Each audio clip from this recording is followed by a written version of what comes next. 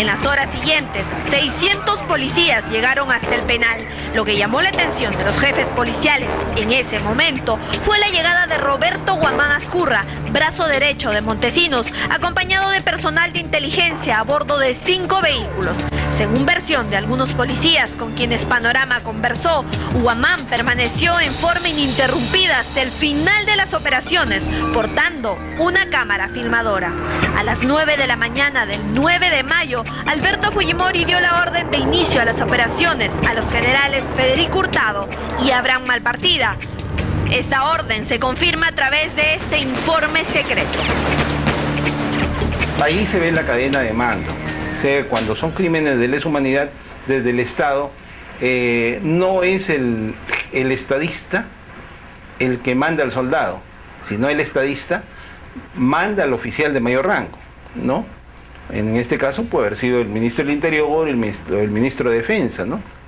O sea, él tenía un medio de comunicación claro. Él tenía un claro. medio de comunicación directo, entonces daba las órdenes.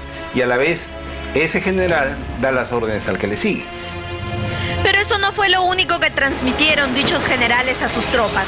Los oficiales que estuvieron presentes han declarado ante las autoridades que Hurtado y Malpartida señalaron un helicóptero Volk de la policía que sobrevolaba la cárcel, asegurando que el expresidente estaba a bordo. Testimonios de policías valientes, de miembros de la Fuerza Armada también muy valientes, que han precisado la presencia de Alberto Fujimori, ¿no?, dirigiendo en forma directa el operativo desde un helicóptero, ¿no? Aparte está la cadena de mando. Desde el helicóptero se manifiesta de que hacía las coordinaciones, ¿no? Hacía las coordinaciones con el objeto de llevar adelante este operativo. Esta información ha sido corroborada en la bitácora de vuelo de la aeronave piloteada por un capitán de la aviación policial. En lo que varios testigos han coincidido es que esta nave sobrevoló el penal todo el tiempo y desapareció cuando el fuego cesó. Entonces, ¿cómo ahora relacionamos a Fujimori con un crimen de lesa humanidad que es el único que va a hacer que algún día lo estadicen de algún lado? Pues hay que decir que Fujimori, a lo Rambo, estuvo en la incursión. Y es lo que dicen ahora.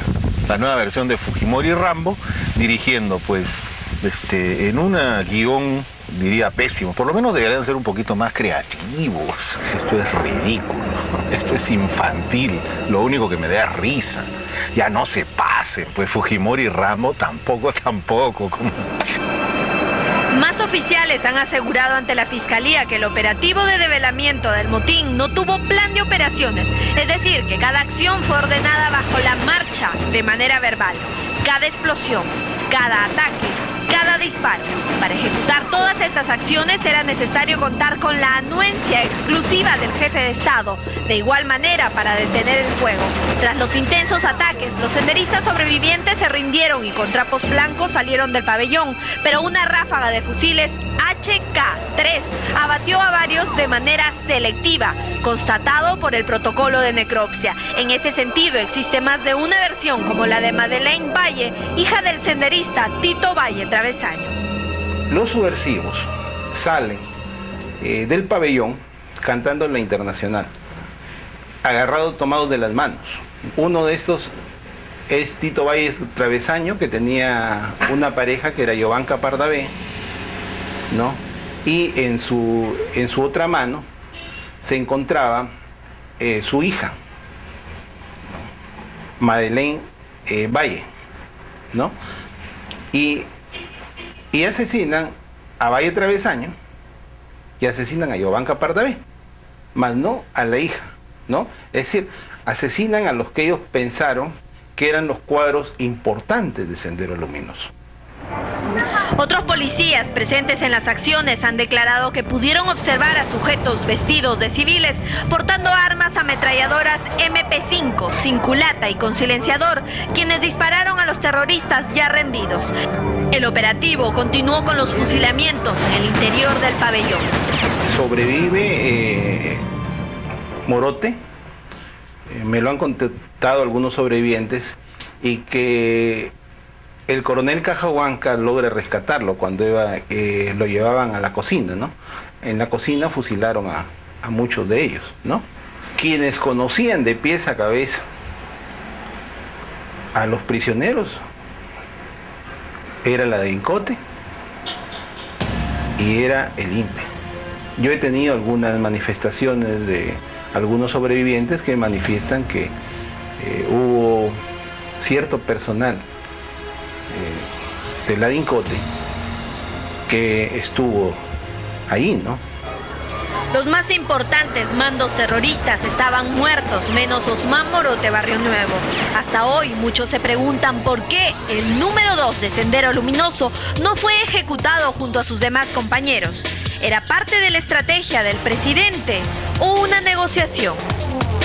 Por otro lado, un testigo reservado ha denunciado que Fujimori estuvo en el interior del penal, vestido con una casaca ploma, pantalón negro, lentes y pasamontaña, observando desde un torreón la rendición de los reclusos y el final del operativo. Fujimori también fue visto ingresando al penal en un auto que llevaba las lunas bajas. Así lo han afirmado algunas madres que se encontraban en las afueras del penal y que dicen pasó mirándolas sonriendo provocativamente. Ahora extorsionan a un par de testigos o los compran, como quieras decirlo. Di que Fujimori estuvo ahí, di que lo viste, di que estuvo con pasamontañas. ¿Cómo va a entrar un presidente, un operativo de estos pues con pasamontañas? De verdad, no me dejo de reír. No solo fue un par de testigos, pero la historia registró a Alberto Fujimori el 11 de mayo en conferencia de prensa, presentando el inventario final de terroristas heridos y muertos. Estos últimos sumaban 28. Al día siguiente la cifra aumentó a 40 y luego a 45. Es decir, iban siendo fusilados. Iban siendo fusilados, lógicamente está, por orden de quien había hecho el inventario, ¿no?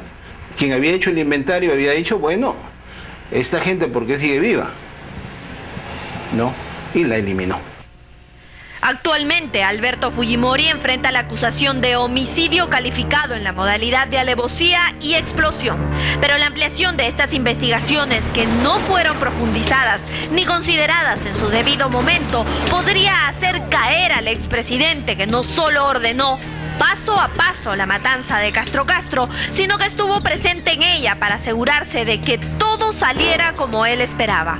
La acusación ya no sería por asesinato, sino por delitos de lesa humanidad, delitos perseguibles en todo el mundo y que no prescriben.